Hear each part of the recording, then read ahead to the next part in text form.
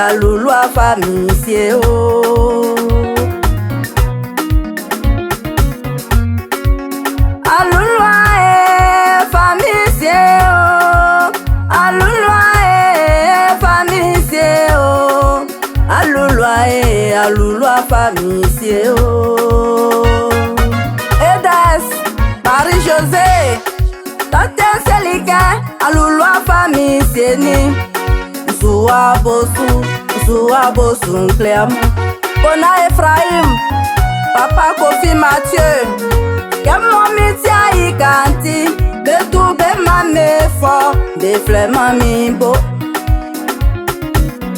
Ikusu sa fidèle Suna mi wa grand lenti vieni Bakon besu kami bo Aeka ea o Diabolo Baba Jean-Quoi si abonnement Baba famille facile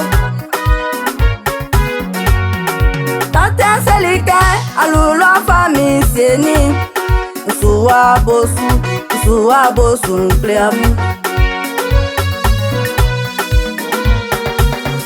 Kamo mitia ikanti Betou be mame fort Be flema mi bo Ikusu sa fidèle Suna mi wa grand lenti vieni Bakon besu kami bo Aeka ea lelelelele Mwali suklu matia juma Ndila takusu ayo maye Mi wasu baklona Be mami asiekan Na fandi mi pieno Kamo mi la vieti Banya mi lo Kamo mi la sranti Banya mi lo oh, eh. Eka menga gwa sundu mangono Eka besa yemu Ndu mangono Aluluwa famille sieke Prezi Oscar Papa Gbalou Diwanga biana Bien sans famille sie Infinio emio Wazone o emisa Aeka ea o Milie maunvie o Famasuna masra o Desulana masra o Misinone masra o Mingnulo wasrekenu O Aluluwa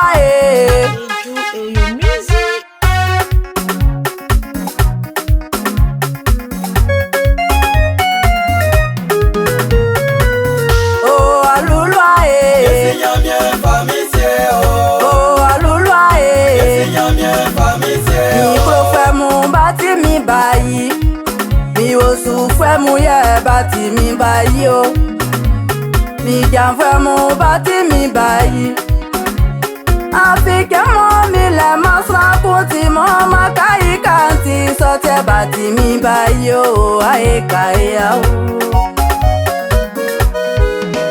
Masim kwa kuwa fe isye o Asenge ka wa fe isye o Laisse de moi et moi pas baisser oh. Arranger au misi wa fait ici oh. Milliers millage oh. Famille ou la wasa no oh. Mignamie oli famille ici oh. Nanyamite métier famille ici oh. Timia ouvra Aluluwa famille ici oh.